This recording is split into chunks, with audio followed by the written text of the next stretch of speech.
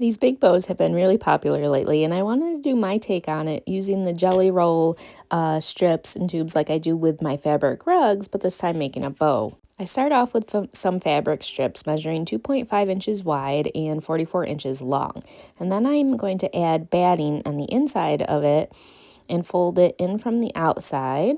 Now you can do this with your hands like this, and all you got to do is fold it like this into the middle, and then that gets folded in half, and that's what we make our fabric tubes out of. And we're going to sew, I like to sew down the edge, a 1/4 inch seam allowance. You can sew down the middle, it doesn't matter, it just needs to be sewed up. I'm going to use this handy tool here called the Gypsy tube maker, and what this does is it just folds the material in the batting in half for me, which makes it just a little easier. I'm just going to fold it in half again, and then this is how I'm going to sew it, and it's going to make it easier to fold. It's not needed, but it definitely helps. Then I'm going to use my magnetic seam guide, and that's just going to help me keep a nice straight stitch as I sew these together. You want these tubes to be as even as possible, the material to be even and not overlap, and the stitches to be nice. This will help with the construction of the bow later. There is also another tool called the clover that is really handy and helpful for these as well. Here is what the fabric tube looks like after I have it all sewn up. Now I'm going to repeat this 15 times to create the bow part, and then another 12 times for the tail, and then 4 times to make the little part that goes around the bow to attach. So here you can see I have them all ready. I have them placed how I want them. And this is what I'm going to be working on next, is sewing them all together like this into one long piece like that. So I'm going to be zigzag stitching these together, all of my fabric ropes that I made, and I'm going to be using settings 5 and 2.5 on my machine. That's what I like using for these projects. I also have a walking foot on my machine. I find that helps with this, just with the thick fabric, it helps move it along and stuff. So essentially I'm building 2 like rectangular rugs here with these fabric tubes. And what you want is you want them to be as straight as possible. So you're going to just keep attention to how it's working. I started putting my hand right here like this, and I noticed that it was actually helping a lot more to keep it straight on the end when it was coming off the machine. It just happened to, instead of like, usually when I was doing these, even though you do them in sets, I still was having a little bit of curving. Well, then I started putting my hand like this on as I was sewing it, and it actually seemed like it was really helping. So I was really excited about that. And here's what it looks like sewn up. So you can see you want that zigzag stitch to be on both sides of the fabric, so attaching the tubes together. You don't want them overlapping, they're just going to lay next to each other. Now here's another view so you can see how it's coming along together here. I'm sewing another strip on, and you can see how coming off the machine it's staying nice and straight a little bit better. You don't want it coming off and being all, wiggly and wonky and curving. You want to adjust that slightly as needed. You can tug on the fabric and adjust it as needed. It's recommended to do rectangle rugs like this in sets of 2 or 3 or 4. I did mine in sets of 3, and it worked out pretty nicely. You don't have to worry about the ends being finished or completely aligned up, because you're going to be trimming that at the end anyway after you have them all sewn together. So now I'm going to repeat that and do all my strips in sets of 3s like this until I am done. The first rectangular will have 15 pieces in it, and that will be the bow part up on the top. And then the second piece is going to have 12 pieces together, and that's going to be the tails. Then I also have 4 pieces that I'm putting together, and that's going to wrap around the middle and the bow and tail together. Now here I wanted to show you that I put this one right here. It was a box that I had. I'm thinking like a book would do really well too, or anything really that has a nice strong flat surface like this. And when I put it back here past my machine, I noticed that it was helping. So like, even though I had my hand here like this and it was helping, I then thought, what if I put something right here to help? And I did that, and I found that it was actually really helping a lot, keeping my strips nice and straight. So you can see here how nice it actually looks. So I think maybe that might be something to look into when you're making these rectangular rugs, or even on this project here. With these jelly roll strips and stuff and tubes, how we're making it. And it might actually help keep them a little bit more straight. So here I have the sets of 3 all ready to be sewn together. I already did one of the sections here. So now I have to go through and I have to add these all together. So I'm going to zigzag stitch them all together. As you can see here, I'm going to just be adding them together. I generally start trying to keep them all level up at the top, and then usually at the ends they will be a little uneven. That's just how it is with the fabric, depending on how you trim things and things like that. But it's okay because, like I said, we're going to be trimming the ends off a little bit anyway. You want to keep as much length as possible with these. If you're using a different jelly roll, sometimes they come in 40-inch strips, and that's all right too. So it'll just make your bow a little bit smaller. That's all right too.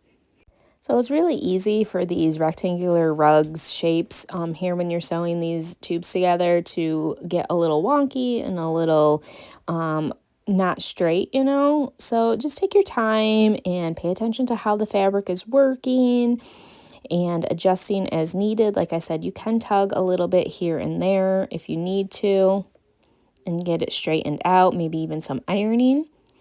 Here's what it's going to look like. You can see it's pretty well straight. And I think having your fabric tubes nice and even too will help. If you don't have straight fabric tubes, once you create them, I think that also causes just a really hard time to be able to get the fabric to lay together and to stay nicely so they come together nice and flat. So from the beginning, you just want to take your time and make sure everything's coming together nicely. I've really come to like making these rugs this way. I know I'm not making a rug, but this is like the same way you would make a rectangular rug. I find it's just a lot easier now that I've learned a little tips to keep them more straight too. After you have the 3 sections all sewn together, you're going to go in and you're going to trim the ends off just a little bit. I take the one that has the lowest end and then I go in and I measure across there to cut a straight one. And I do that with all the ends on all of them. As you can see here, just going in and trimming off some here like that. I'm going to continue doing that for all of the ends of the sections that I made. So you have the bow, the tails, and then the section that I'm going to be wrapping them together. So with the smaller section, the 12 count one, that one's going to be our tails. And so that one we're going to go in and we're going to cut a little extra off. You can either do it where you have like that fishtail look in the middle here where it has that sort of a bow look, or you can do it at a diagonal. I chose to do it at a diagonal. So I decided which way I wanted to have them go, and then I counted up how much I wanted my angle to be. So you can do more angle or less angle if you want. It's your creation. You can totally adjust as needed. I decided I wanted it to be at 6 inches. So that's how I cut these ones. I went and cut it at 6 inches. Now, the way I wanted my tails to look with the way the angle was, I had to, figure that out and make sure that when I opened it up, it was going to lay the right way. So make sure that you take that into account as you're doing this, that you're cutting at the right angle so that when your bow is laying the way it is with the tails, that it's going to have that right angle for you. You don't want the angle to be one going up on the other end and up the same way. You want it to be that traditional bow look. Gosh, I can't think of how to explain that part more clearly, so I hope that makes sense. Once you figure out how inclined you want it here, like I said, I did 6 inches and then measured down to the corner. That's what I did for mine. And you're going to go and do it to the second side. So see how I am folding mine there. It's just in half and it's the same angle. And that's what I'm doing here. And that's going to give me the right kind of tail look that I wanted for mine. So I'm going to go and I'm just going to cut it off, and then everything is all ready.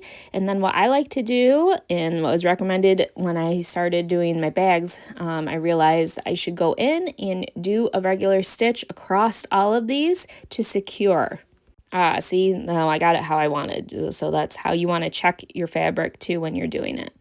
So yes, so now I'm going to go in and I'm going to sew across here because this is a raw edge, and I did that for everyone. I'm doing it on all the ends of them just to secure them, because you just cut open and then you're gonna have where it could fray and stuff, and you don't want that. You want a nice secured stitch. So go through and stitch the ends of that I decided I didn't want binding on the bow part because I'm just going to be overlapping it here and it's going to be in the back. And I figured it really didn't need the binding.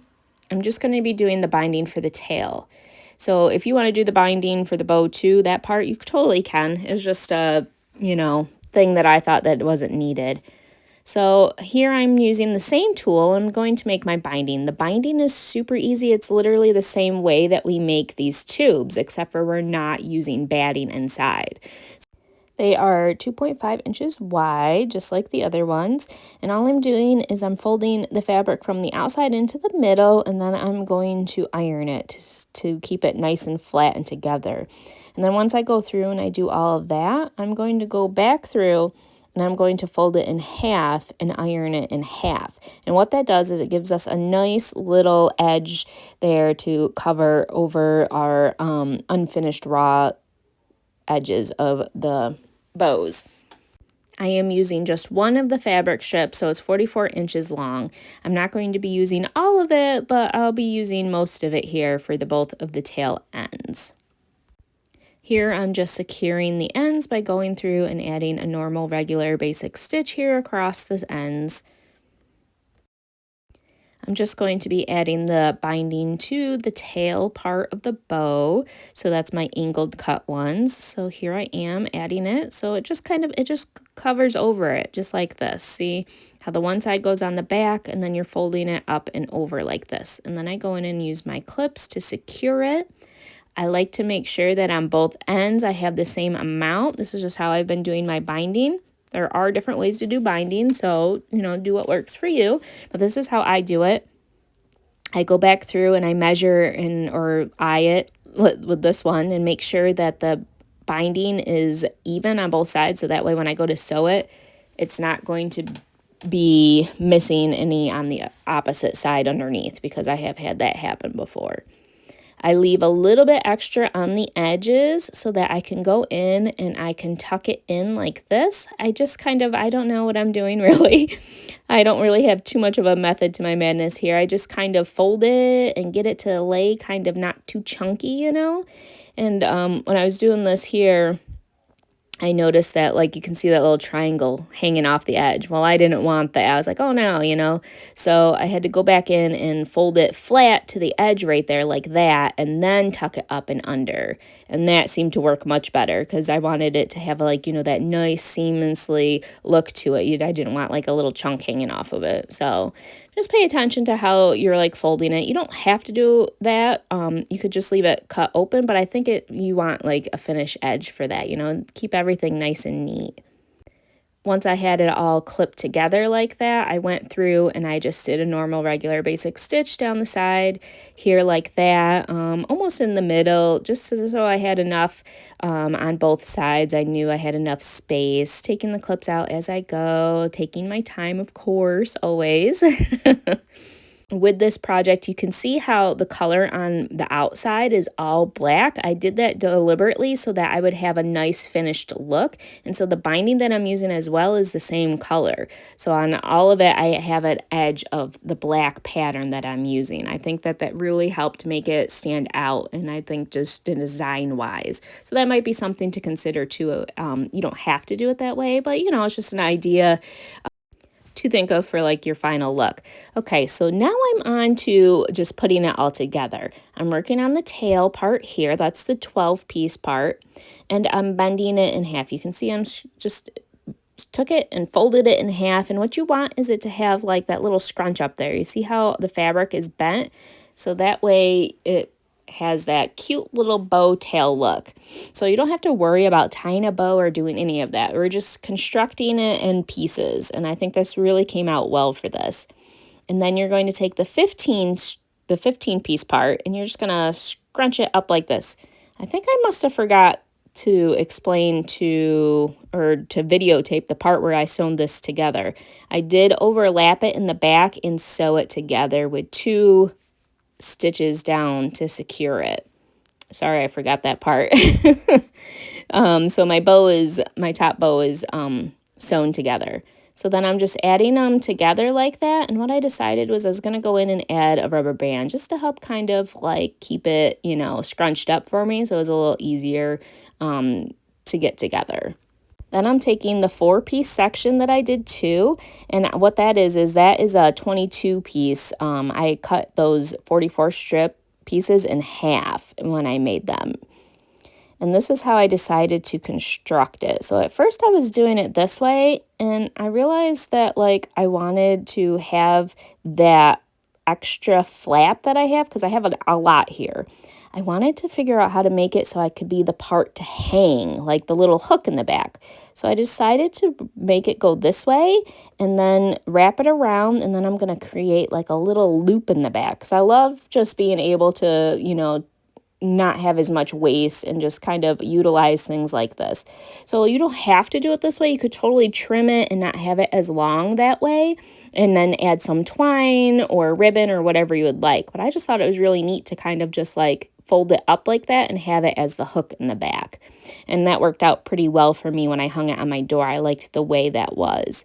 So I'm just going in and I'm just adjusting, making sure everything looks how I want it to. This is material, the fabric, it's gonna, you can move it and do what you want with it. So make sure you have it the way you want it to look. And then after I do that, I get it all situated. I decided I was going to go in with some hot glue and just glue that middle part of the bow together. So I went and I folded around with the first part underneath there, and then I added glue under there. And I added glue in a couple different spots just to secure it nicely. And now I'm on the back of the bow here. And I decided to figure out how I wanted to have it. And I played around with it for a while, and then I got it how I wanted, just to fold it kind of like up and over like this to give it a loop up at the top. Then I went in and I added some hot glue. You don't want the glue to be too hot. You don't want it to melt your fabric. So just keep that in mind depending on what kind of glue gun you have. And then after I did this, I went in and I added some, just some stitches, some hand stitching on the ends and sides just to secure it so that way it won't come apart. Because, with hot glue, that might happen. So that's what I did for mine. I hope you like this. I hope it was easy to follow. I absolutely love it, and I can't wait to do some Christmas bows as well as some fall maybe. These are really fun. I absolutely love the way they turned out. I hope you guys love this too, and I hope it's an easy project for you to replicate. I know everybody wants to make the jelly roll rug, so this is a nice alternative as well. Thanks for watching, you guys.